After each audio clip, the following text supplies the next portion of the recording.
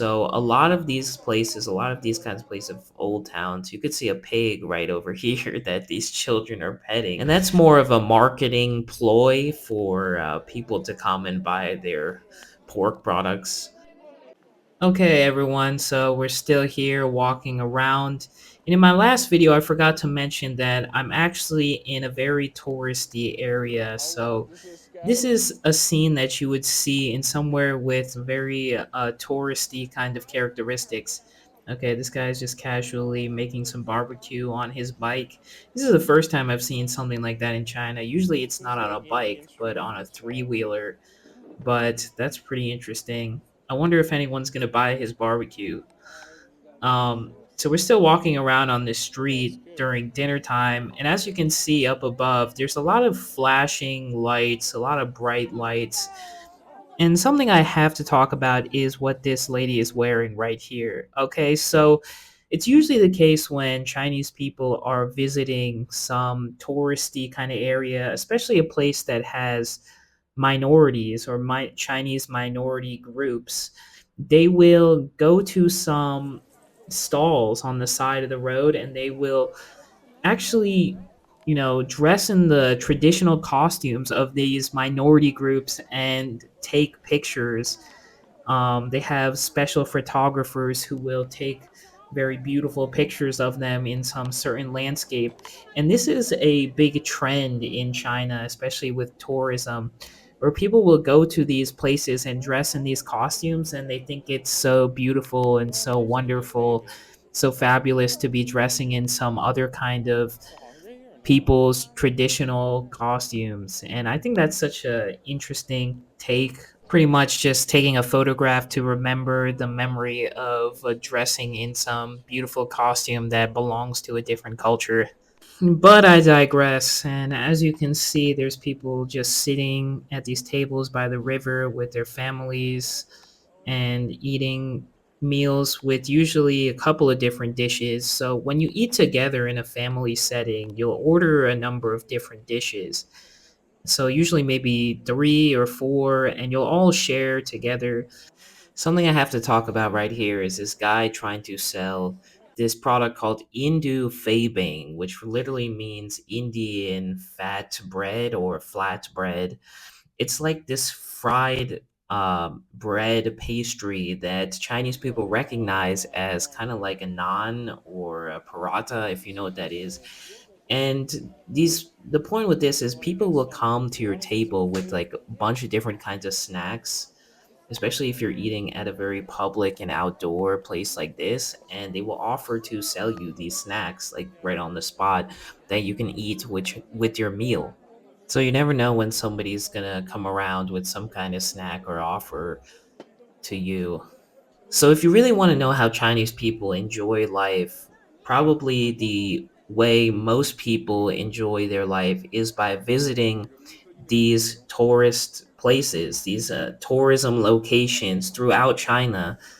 And there are many, many tourist locations within China. And a lot of them are designated by a certain tourism level system.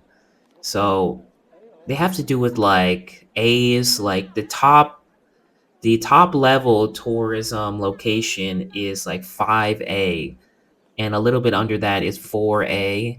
And as it goes down with each level, like it gets less A's for some reason.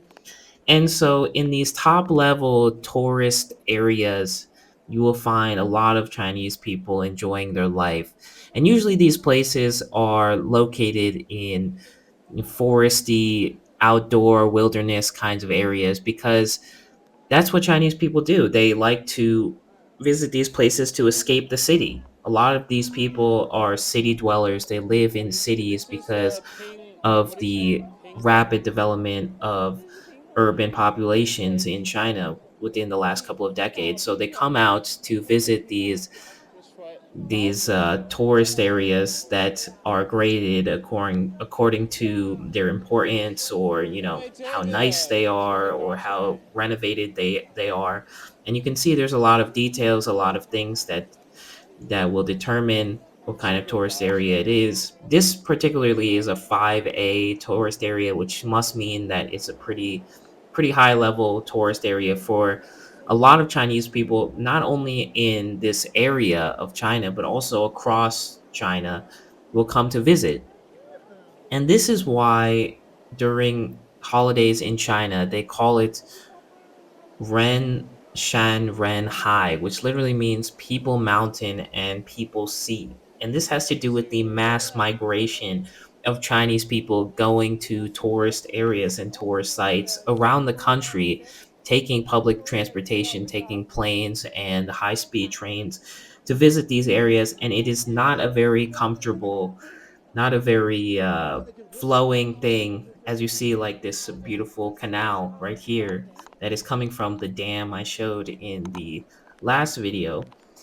But there's a lot of people moving at one time during these holidays, such as a national holiday or such as the Spring Festival. Of course, during the Spring Festival, people are going to their ancestral homes, but visiting these kinds of tourist sites also recounts like very ancient Chinese history for these citizens. And it brings some kind of nationalism, some patriotism about China, as well as understanding what kind of ancient things existed before. Okay, so now we've come to the old town of this area. And so a lot of these places, a lot of these kinds of places of old towns, you could see a pig right over here that these children are petting. And that's more of a marketing ploy for people to come and buy their pork products.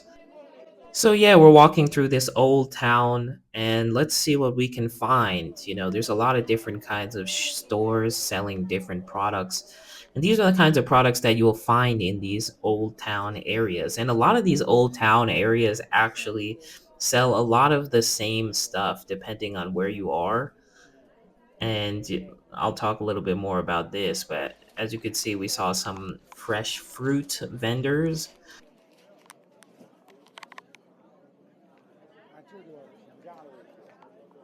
as well as some people selling some kind of sauces, some bean sauces and pickles.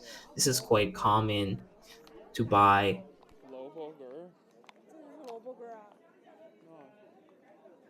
Some kind of bread, cakes.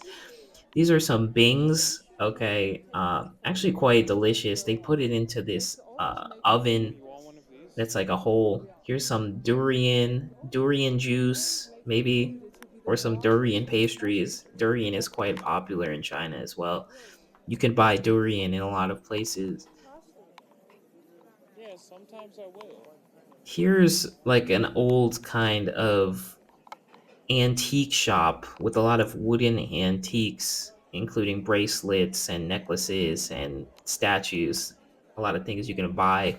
You should be aware, though, that in these antique shops, they'll try to rip you off as well if you don't know what you're looking at or what you're doing. And as you can see, both sides of the street are lined with these stores for you to come take a look and buy their goods.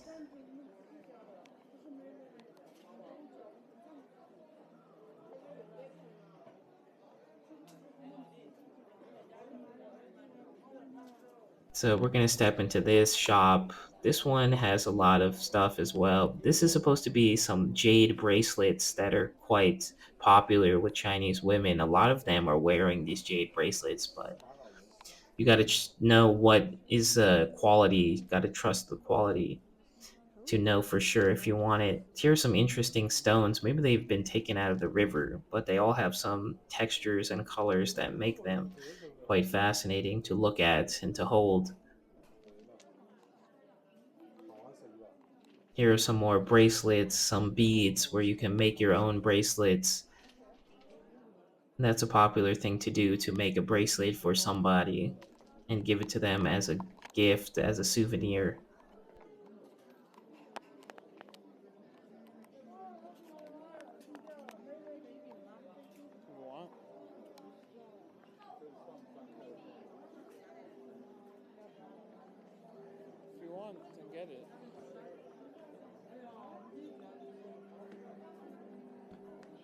And here is this old kind of nostalgia shop that they have in a lot of these places as well. And what do I mean by a nostalgia shop? So on the left here, these kinds of shops will pop up in different places in China, and they will have a lot of nostalgic photos of the 70s and 80s era of China. And here they have this old looking TV.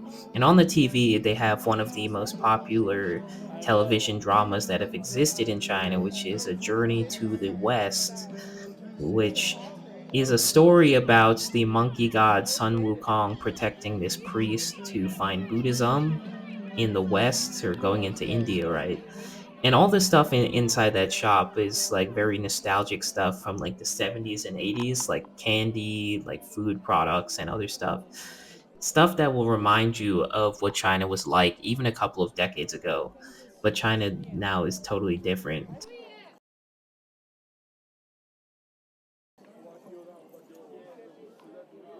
You want one? You want a drink?